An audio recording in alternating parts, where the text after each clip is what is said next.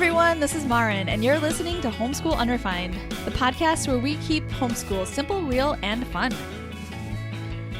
And this is Angela. You've got episode 127, where we app school. We are going to talk all about that in a few minutes. First, we wanted to say hello and welcome. Welcome back to all of our listeners. We're glad to be back with you. If you're new here, a big welcome to you. A special hello to our Patreon supporters. We have a new supporter this month, Julie. Welcome, Julie. And if you are interested in supporting us on Patreon, which we are going to talk more about in a couple minutes, you can go to patreon.com/homeschoolunrefined. So a little bit about our podcast. If you're new, we are here to change the conversation about homeschooling. Exactly. We are here to say the things sometimes that people don't usually say, which is, you know, like this episode is an example of that. We're going to talk about app schooling. And so we're just trying to give you some freedom to maybe do a little bit less than you think you need to do, and also give you the freedom to be yourself. Yeah, and make the things that the things that you do better. You know, if you're not doing everything, then you can really enjoy the things that you have chosen. Right. And those things might be things that are different from somebody else who's homeschooling. You know, there's not a prescription, like there's not a one size fits all for everybody. So we really want to encourage you to do the things that work for you and your personality and your kid's personality, and just free you up to be the kind of parent and homeschooler that you want to be. Exactly. And our hope is that after an episode, you're thinking differently about homeschooling. Like you're maybe noticing that your kids are learning all the time, and you know, that takes a lot of pressure off yourself. Right. So, definitely. Anyway, it's a new year and we decided to simplify our Patreon community. You may know this already, but just a little reminder for those of you who haven't heard. Patreon is a separate platform from our actual podcast. And it's where you can connect on a deeper level with other people who want to support that want to support and connect with us. And we have just simplified that to just one $5 level. In the past, we had different levels, and we just wanted to simplify and make it easier for you, make it easier for us. So $5 a month, and you get we are adding, like, we keep adding to all the rewards for this $5 level, and it just seems like, to me, a no-brainer now. There's so many great things. First of all, we get at least two extra new episodes per month, and that's just kind of like a baseline, like where we usually do a monthly check-in where we talk about, you know, what's going well and what's challenging us, and how we're taking care of ourselves, and then we also do a special LTW, and that is and what we're loving this week, except we just go deeper. Things that didn't make it on a regular episode, we just dive into all the things we're loving. Right. In one episode. Yep. And then, like, for example, you know, in the next couple of months, we're going to have some really great interviews. We are going to extend those interviews on Patreon. So you get those. Those are like even beyond the 2 bonus episodes. So, and then like for this episode, for app schooling, we are going to dive into our favorite apps and talk more in depth about that on Patreon. Yep. Definitely. And we do those 2 monthly episodes no matter what. Like, we do them all year round. If we're on a break or not, we still are committed to our Patreon community. Exactly. So, and then if you sign up now, you get 18 months worth of all of our back episodes. Ugh. So What a deal. Yeah. So we've been doing this about 18 months, so you get all of those. Right. And then we also have a supporter-only Facebook group. And you also get first to know news and announcements. Any discounts that we have, you get those. Friends, we obviously love this podcast so much. It is our baby. We take care of it so carefully, and we also love connecting deeper with all of you. And we would just love to have you join us there. If you are interested in this, you can go ahead and see our show notes for a link to join, or just go to patreon.com/homeschoolunrefined. definitely. Thanks, Maren. Yeah. Okay, so we wanted to talk through a few changes that are happening in our families. Yes. And a little bit of that involves school, some school changes that are kind of big, School-like but things, actually not very big. Kind of Right. big, but not really. I think what happens is like when you're in the moment, things feel so big. Yeah. You know, in the grand scheme of things, it's probably not. It's really, you know, not always as big, but when it feels big sometimes. Yeah. When you're in it.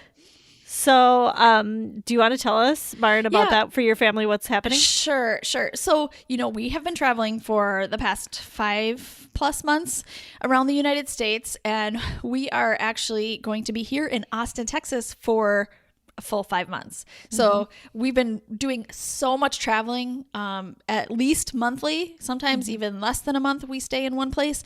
And so now that we're here for 5 full months, we decided it is really our goal to connect with the community. And a couple of kids, we gave them some choices of how they want to do that. Co-op, you know, join some things. And really what it came down to was our youngest really wanted to do public school. And she's always, you know, kind of asked, when am I going to go to public school? She's always wanted to do it. And we thought, well, this might be the time. We're here for five months. There's an end date. The school is right down the road. And I think she's just ready. She's ready for that right now. This doesn't mean that she's always going to be going to public school, but like this is just our time to try it out for her. So we have 4 kids. Another one of our children decided to do that with her. So we have 2 kids now trying out public school. Yeah. For the first time big. ever. It really feels big. And then 2 of our kids chose to do a co-op, which may not seem really huge, but I mean, or it might. You might be like, oh, wow, yeah, that is huge, actually. So everybody is just, you know, branching out in different and new ways than we ever have before. Yeah. I think this is just perfect for you, I have to say, because you're right. You want to connect with the community, but you're going to be there for a short time. And typically a way that people find community is through their school. I know. Yeah. And since the school's in your neighborhood, you might have other kids in the neighborhood going to the school. It really is a good way to connect with people. And True. It is a good way to try it. I mean, I feel like you can't really go wrong because at the end of this 5 months, you are going to have more information about your kids and you and your preferences. And, you know, there are going to be things they like about school and things they don't like about school. And that's going to give you more information going forward. So I think that's great. And obviously, and the co-op too, I feel like I know you, so I know a co-op's a big step for you. Like, it is. It's a big step. It's a big step because it means like schedules and, you know, you're tied to somebody's schedule and tied to somebody's like curriculum for your kids or whatever. Plan. Yep, their plan. Right. And so I see that as a huge change for you. Yeah, right. And there's growth that's happening for me right now in that, like, I have to kind of be like, well, okay, we're doing this. And whatever the teachers say we have to do, that's not what I want to be doing right now. But I think it's probably good for me to, you know, also kind of just step back and say, it's okay that not everything is perfect for them, you know, and it's good. Actually, this is a good learning experience for them. So I'm letting us kind of just take in what's happening right now. And as always, no matter what we're doing, you know, homeschooling or not, or whatever, always just helping my kids process through it, you know, as opposed to having power issues where like, you have to do this or you have to do this, but it's like always a dialogue and, you know, I'm cheering them on and coaching them through so much right now with all of it. And I think it's just, oh my gosh, the growth that is happening is really huge. So for everybody.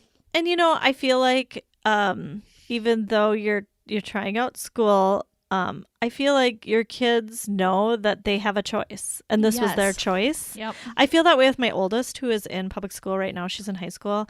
I feel like, you know, most kids don't get a choice about their education, you know, under age 18. They just don't. It's like, well, they're going to school usually. And they don't have a choice about where that is or for how they are going to be schooled. And so I feel comfort knowing that my daughter knows, if this isn't working, we can change it up. Right. And it's a lot easier to get them up in the morning. Like, even, like you chose this, so it's not like, it's not like I have to force them to go every morning. No. They chose it. This is their time to do it. Yep.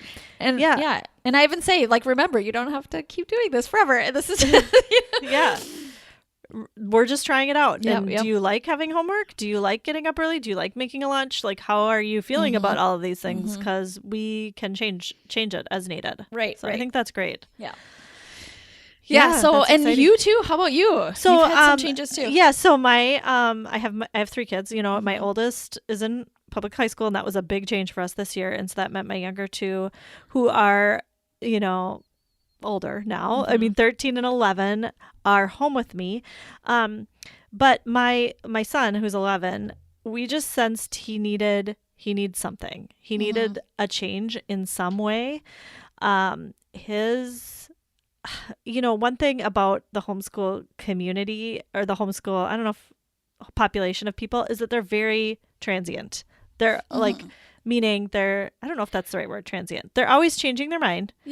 About school, in school, out of school, homeschool, co-op, it doesn't it seems like they're like open to change. Right. And, flexible and stuff like that. And so the downside to that is the community of people doesn't always stay the same. And for us, it has been really hard because most of his friends have either moved. Well, actually, all of his friends have either moved or gone to school. And that's been a challenge for him. I feel like in our community, at least, as the kids get older, most kids are going to school. There aren't as many kids who are homeschooling around his age. When they're younger, it's just like there's tons of people. And then as they get older, more and more kids go to school. So that has been a challenge for him. And he is actually doesn't complain about that. He's actually okay with that. But I think his parents, we've seen that he needs a little something different. And so we put him in a hybrid school. He started today, was his first day. And what is hybrid? We're recording. What is hybrid? So he's going 3 days a week, and he's home too. So we're still homeschooling, but he's in school 3 days a week at this hybrid school, which is a huge change for us. Yeah. It is huge.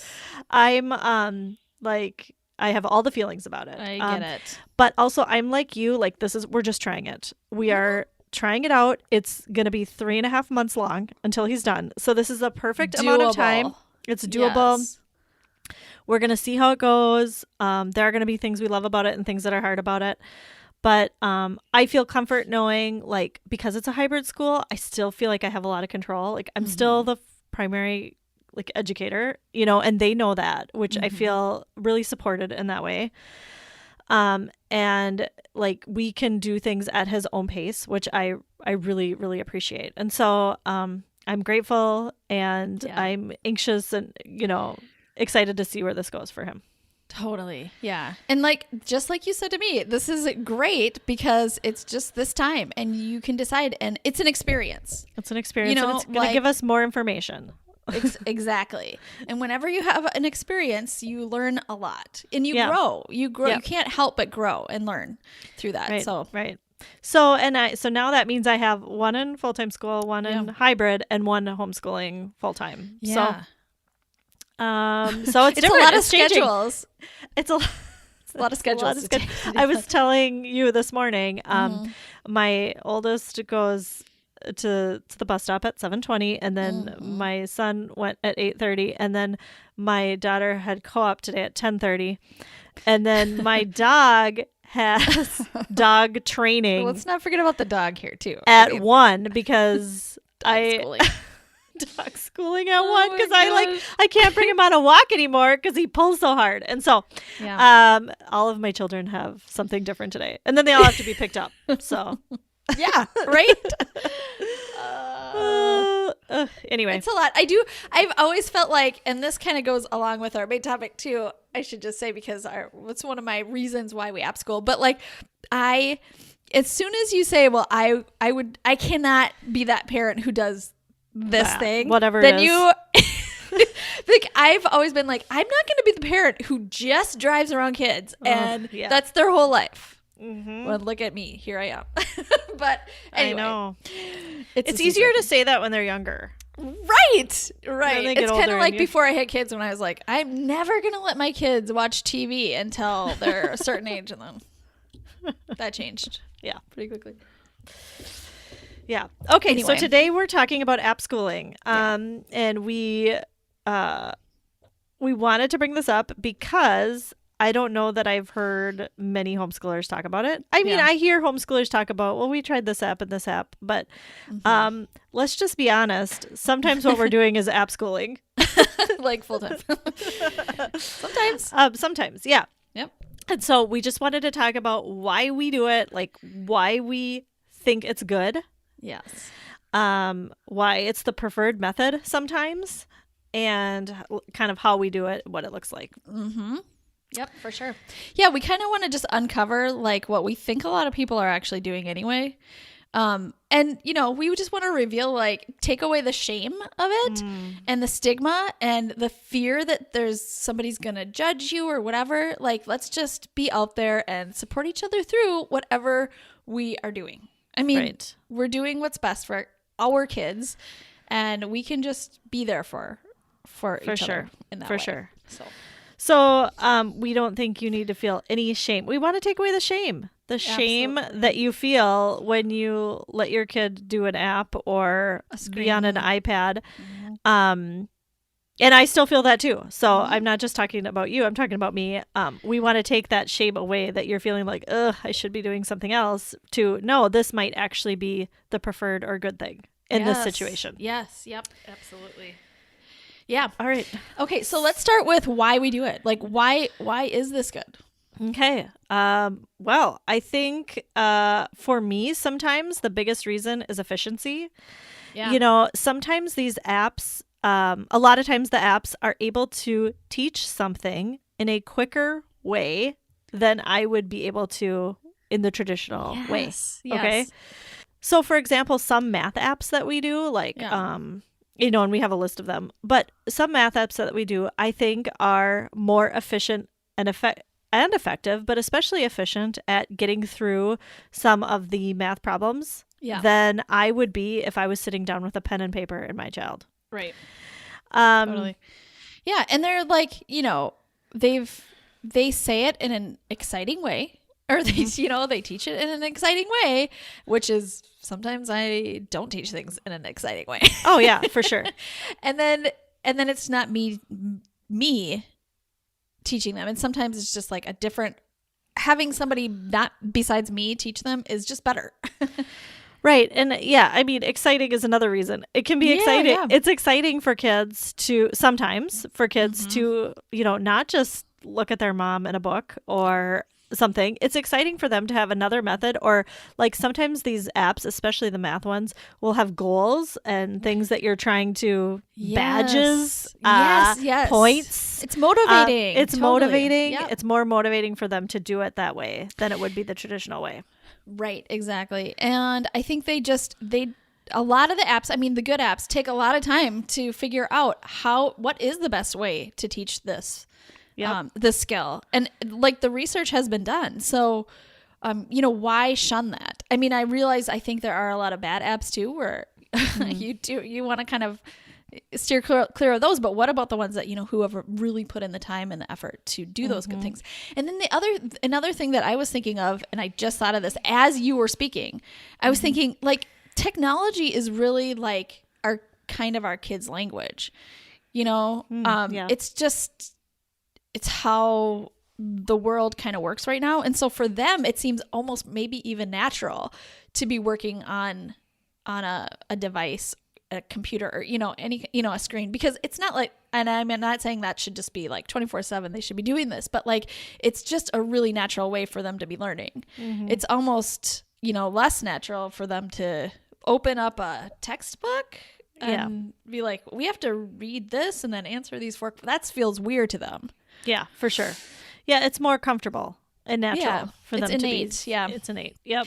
And another reason, well, I mean, I think I kind of talked about this when we were talking about, you know, how I would never be the mom who's driving my kids around all day. Well, I also think like it's really good for us to just check ourselves and ask ourselves, like, did I have a preconceived notion about like how I was going to teach my kids? And did I say like, I'm never going to do screens for school, or we're never going to do screens in general or anything, I think it's totally fine if you have like evaluated and that is, your value, great. But like sometimes we've made that decision like a long time ago, and like we don't want to change just because we don't want to maybe say that we were wrong or anything. You feel like you're giving in, yes, or you feel like you're going like a failing morally, or going against what you think the ideal is. Right. You're failing. But I think you can't help but change in some way as a parent if you're really growing and growing with your children. And change if you're set on every single thing you decided about on 5 years ago or whatever, like it's probably time to reevaluate some things. So I don't mean that it has to be screens, but maybe it does.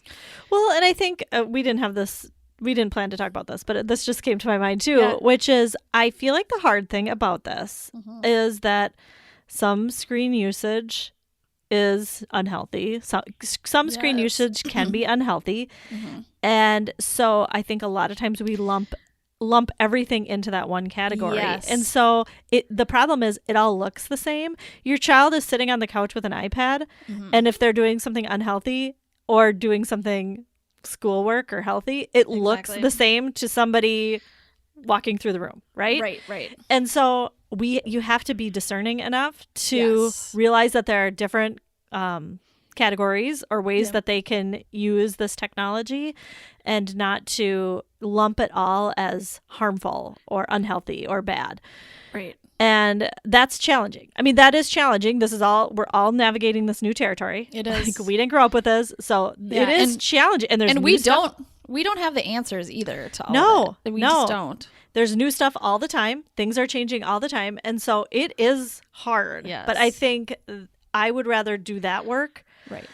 I just don't want to be fearful of it. Yeah. Of the changes. I'd rather explore them and figure them out and figure out how to use them in a healthy way. Right. Because if I avoid them altogether, then it doesn't seem like I'm like, I don't know, embracing changes or whatever, Right. And for me, I sometimes would rather try something out and then pull back. I'm okay with trying something and then going, you know what? Actually, we're not ready for that yet. Yes. It's okay to pull back. I think that's a good life lesson for your kids too. Yeah. Rather than saying, nope, we're just going to stay away from all of this. Right.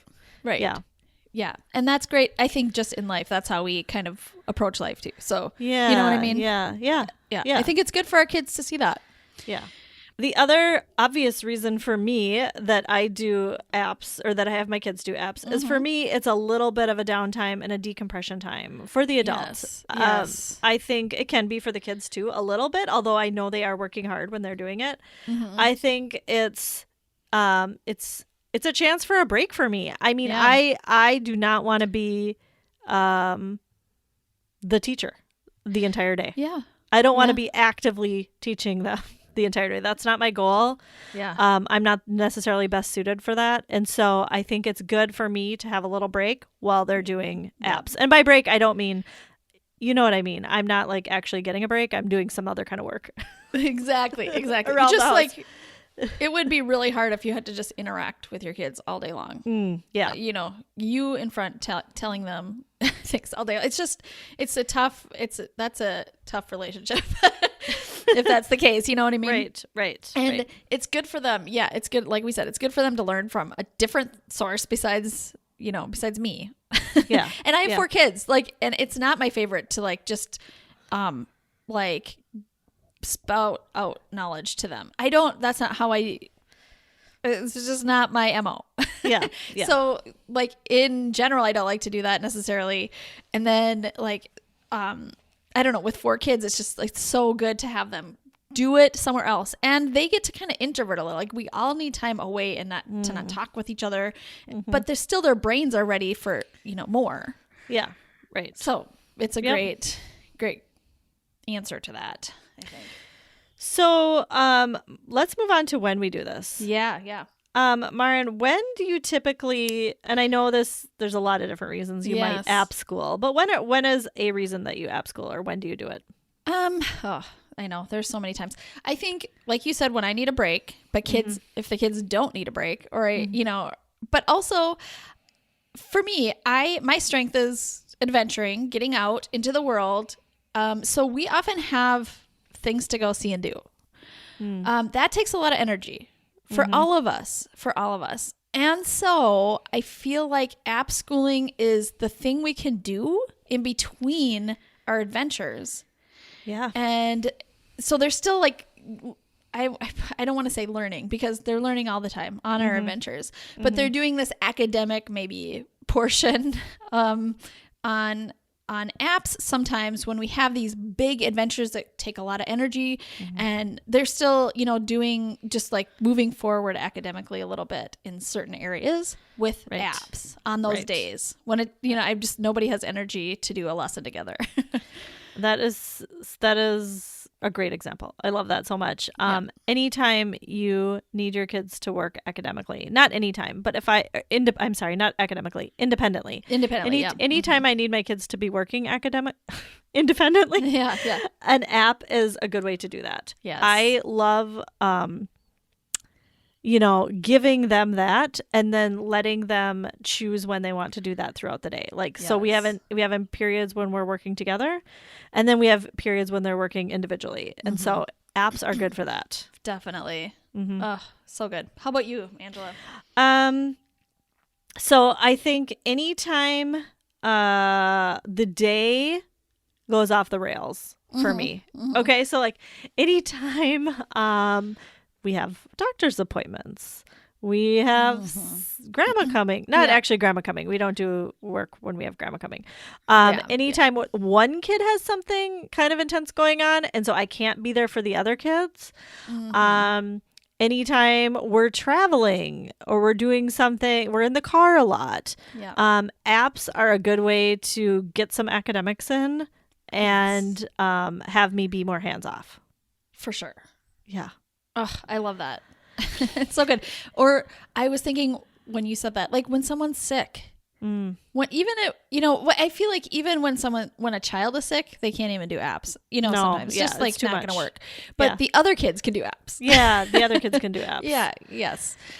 Yeah. Or like, let's say, I don't know, there's, you guys know, all of you know, something unexpected happens and I can't like be one-on-one or like interacting with the kids or intense with the kids. Apps are a great way to do that. And I don't want to feel guilty about that. I want to feel like this is still great. This is great. We still did school today. Yeah. We did a lot of school. Yes. It wasn't just an off day. You have to call the cable company or something. Yeah. And you're on hold. And you're like, I don't know how long this is going to take. I mean, those things have to happen. Yeah. I mean, what else? I mean, I feel like it's just such a great choice. I feel so grateful. Yeah. That we have this. Yes. That we have this. Because like they didn't used to have apps. Yeah. So I know. So I feel grateful that the kids have something at their fingertips they can do when I can't be there. Agreed. I also feel like apps are great for when a child is resistant to me teaching them. I mean, think about this. This happens a lot, especially if it's something. It could be a topic that they're not super interested in, something that's hard for them. Maybe they just need a different style of teaching, or like you were talking about, a different motivation. The badges might be all they need, or whatever. It could just be like they need a change. The child does. Yeah. Or like I know Julie Bogart always says, if there are tears, it's time to stop. It's time to stop the teaching. It's time to do something else. And maybe you need a point of connection in between, but then maybe there is an alternative out there in an app that's just a good thing where they actually can continue learning, but you're not having that power struggle with your child. Right. Definitely. We probably, I would say we use apps for math. I was trying to think if we don't use any apps. If we do any other math without apps. I don't think so. I think we're using apps exclusively for math. Really? Yeah. And I feel like that is really good for us in this stage for that reason. My kids are not real interested in me teaching them math. They need it to be fun and exciting, and they need like to feel accomplished by doing a short lesson. And I think apps are really good for that. Right. Yeah. That's awesome. And this can be, when we do it, it's sometimes, like we said before, for me, it's a season. Sometimes our whole school is on apps. It's app schooling season. Like when we were traveling throughout the United States, when we were doing a lot of moving and stuff, it was almost completely apps. Yeah, your academic stuff was apps. Right, exactly. Yeah. And then sometimes none of it is. Sometimes we're just here and we're just all in with some, with other things. And that is totally fine too. And I think we just, I want to make it the right thing. So I'm never going to say it's always this way or always the other way. Right. Yeah. Right. Yeah. And honestly, like my kids get sick of apps too sometimes, or a particular app. They're not always super excited to keep doing the same math app that they've always done. Right. So, sometimes they need a different way that it's taught to them too. And so sometimes they're tired of apps and we do more traditional type stuff too. I think the point for me too is just whenever. I mean, it doesn't have to be when things are hard or when people are sick or when you're on the phone. It can just be a regular day. It's okay to just, that's, your schooling for the day. Yeah. There's a lot of rich stuff online on apps to do. For sure. Yep. Another thing I wanted to say about working on apps is I would say, 75% of the time it's independent, but a lot of times I'm in the room helping as needed. So especially on some of the math stuff, I am close by in case there's a question. And so, I feel like my kids still need me. They're older, but they still need me to be there to answer questions and help them, especially through some of these math problems. I mean, you can't do everything. I think even the older they get, the more you almost want to be there for those tricky math questions. Right. So it is a lot of independent work, but it's also like me just being available in the room as needed. Right. That is so true. Yeah. And I think, like you said, it might not look, and I think this is why we kind of have the stigma about app schooling, is like it might not look like they're doing much. They're on the couch with a blanket over them in their PJs, with bedhead, and their app, their device. I don't know. It just, sometimes it looks like not much at all. Yeah. In fact, like if my husband came home and came home and saw the kids on their devices on all the couches, he might be like, what are you guys doing today? Oh yeah. A little bit. For sure. I mean, and this goes back to our conversation, our last episode about deschooling. I think this is where we have to constantly be deschooling ourselves, and the people around us need to do that. Because if your partner walked in, or grandma, or somebody walked in, they might go, what, this is what you're doing all day? Or this doesn't look like school. Or, everybody off your devices. We've been doing it too much, or whatever.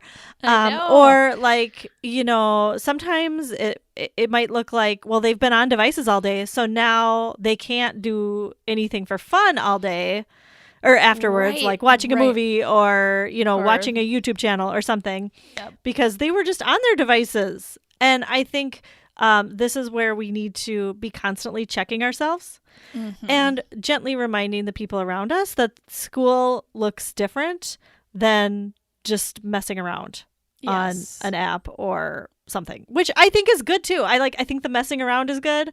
I think watching movies is good. I mean, I think all of it has a place and is good. But they do fall in different categories. And I think it's just really important to remind ourselves of that and gently remind the people around us. Hey, and you could even send them this episode. There you go.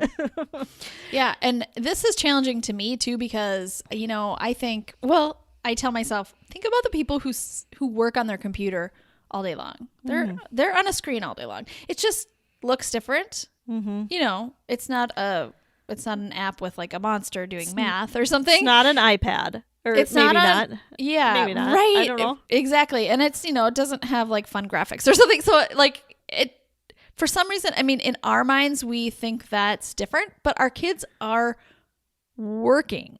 Yeah. Just as much as somebody is at an office on their computer. And so what is that? I mean, a lot of times, what does that person like to do when they come home? Watch a movie. Yeah. Watch TV. And we're okay with that a lot of times. I mean, we, of course, want that balance. Like my kids, we need to be out physically active, listening to music and, talking, interacting. It's so important. And it's definitely part of our value system is to be out in nature. I mean, we've done episodes, we've done summers a whole summer where we talk about being in nature. Like these are very important things to us. And yet we just want to demystify this idea that everything else is bad besides, a real book and nature and right. I think especially in the homeschool community, or I don't want to say in the community because everybody's different, but I think a lot of times we glorify, a real book. Yep. And we're going to talk about that next time too. This Books. is going to blow some people's minds.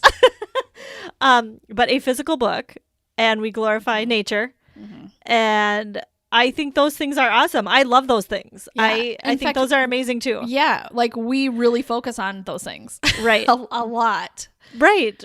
We do. But I think we also need to take the shame away about using apps. It's new technology. So obviously, not obviously, a lot of people are scared of it when it starts. Scary. But in 20 years, maybe it'll just be the thing and we won't be as scared about it. Totally. I mean, I think when I was a kid, my parents were like worried about how much I was on the telephone. Oh, really? I thought you were going to say TV. Oh, yeah. Mine were worried about TV. I mean, the phone or something. Like, you're on the phone too much. Well, I mean, actually, it was fine. It was okay. Right. You were connecting with people. Right. And now we're like, maybe you should try and call you somebody. Should call. Actually talk to someone. Learn to call somebody. So, I mean, there's like waves of, worry that happens with each new phase of technology. And so we want to have perspective on that. Right. And I think sometimes app schooling can look like, sometimes it might look like laziness, which it's not, but it might look that way. It might also look the complete opposite. It might look so energizing. Like your kid might be the most excited they've ever been about math.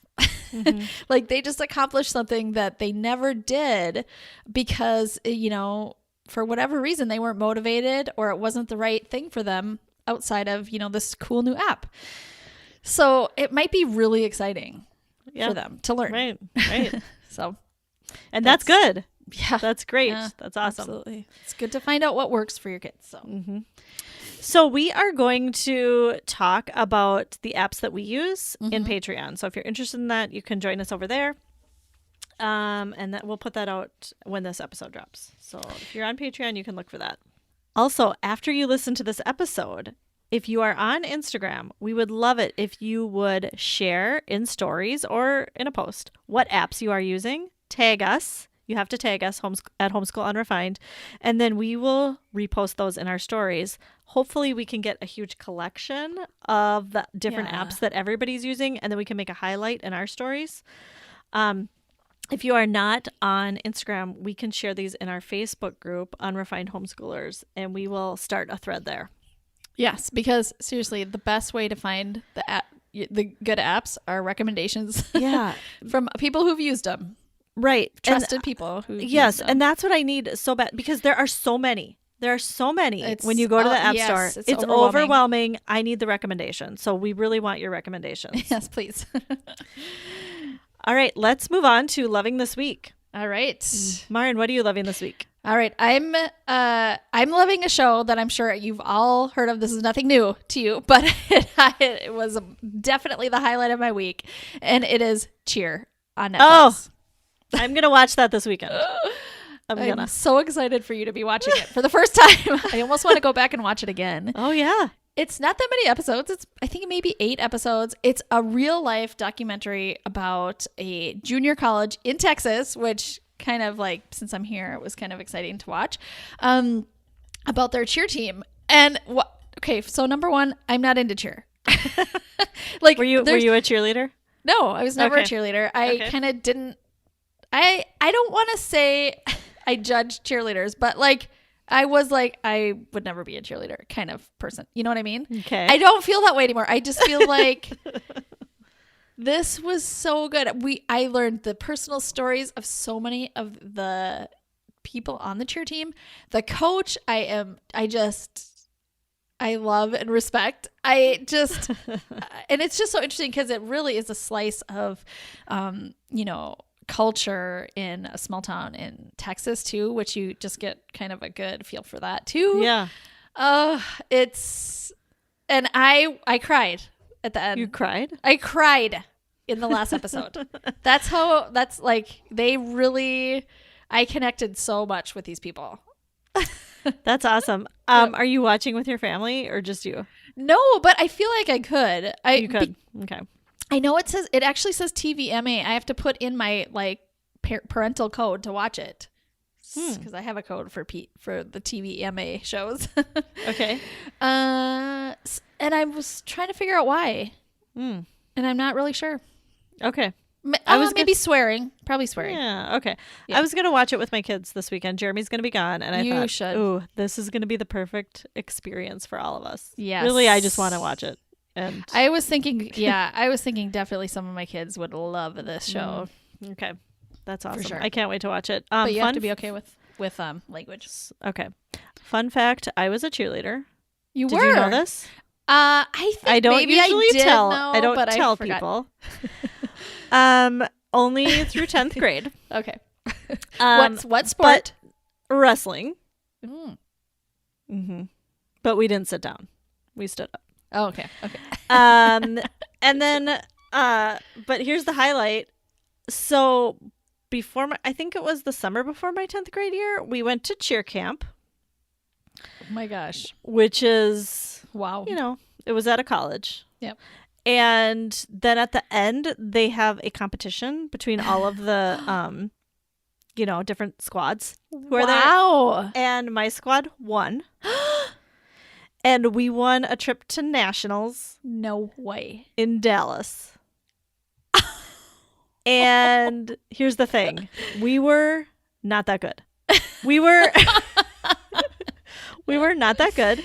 And I hope it's okay I'm telling the story. Oh, yes. This is so funny. Okay. This is so great. So we were not that good, but we were very like tight with all of our movements, which the people at the camp really loved, right? So we couldn't do anything like any big moves. You didn't do any jumps. We didn't do any huge moves. No, we didn't throw people up and all that stuff. Yeah. But we were very, I can't think of the word besides tight. We were very like, concise or like, no. We had everything down really well. We had good strong movements. Like accurate. Other people were sloppy. Precise. Other teams were sloppy. We were not. And so they chose us to win. And so they like, you won a trip to nationals in Dallas. And we were like, oh my gosh. And so we came home and told our cheer coach, who said, oh yeah, too bad we can't go to that. And we were like, oh, what? No, we're going. And she was like,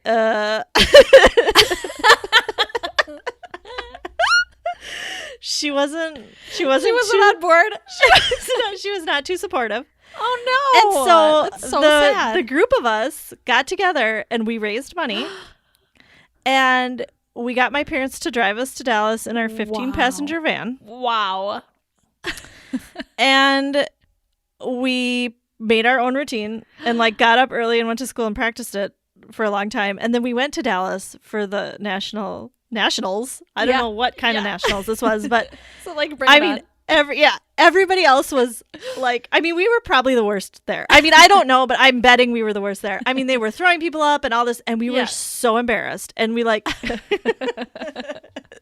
just did our routine and then got the heck out of there because it was so embarrassing. But what an experience. What an experience. Wow. You still, like you remember it to this day. So I'm excited to watch Cheer. You will definitely like it. Okay. So anyway, thank you for sharing. Yeah, I'm so excited. We'll have to talk about this. And in Patreon, when we talk about our LTWs next month, we will definitely we'll break it down. For sure. If you're watching, we'll talk about it. Mm-hmm. We have a lot of shows to talk about in our LTW Extra. Yeah, we do. Okay. All right. Okay, Angela, what are you loving this week? I am loving a book. This is called Know My Name by Chanel Miller. This is so good. I think I told you about it, Marin. Mm-hmm. This is a memoir from the victim, Brock Turner's victim. Yes. Her name is Chanel Miller. So Brock Turner sexually assaulted her in, I think, 2015 on Stanford's campus. Mm-hmm. And this is her story. Because she has been through, since it happened, through all the court proceedings and everything, she's been anonymous and been through a lot, obviously. And so and she is like, she's a writer. She's a writer. Yeah.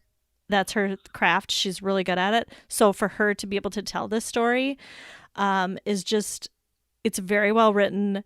She says all the things that women need to hear. And I love this because this is a good example of, this is an example of what happens when women go to the authorities and report sexual assault. Yeah. And so just what she had to go through when reporting, I think is just important for people to know. And I think it's really important it's just important for everybody to know her story. I wish everybody could hear this.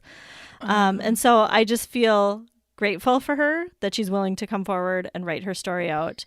And I feel grateful that so many people are hearing it. The way I heard about it was on Audible's #1 book of the year. Yeah. So I listened to it on Audible. She reads it herself. And so it's phenomenal. I think everybody should listen. Or read it. Yeah. That's definitely on my list. I can't wait. Yeah. For sure. Yeah. So good for everybody to hear that kind of an example of what, like you said, what happens, because I mean, if it's not you, it's probably somebody you know, and you can just, be more sensitive and supportive and understanding and right. I mean, a lot of times, women hear like, well, why didn't you say anything? Or why didn't you report? Well, this is why. This is why. Yeah. Yep. For sure. So it was really good.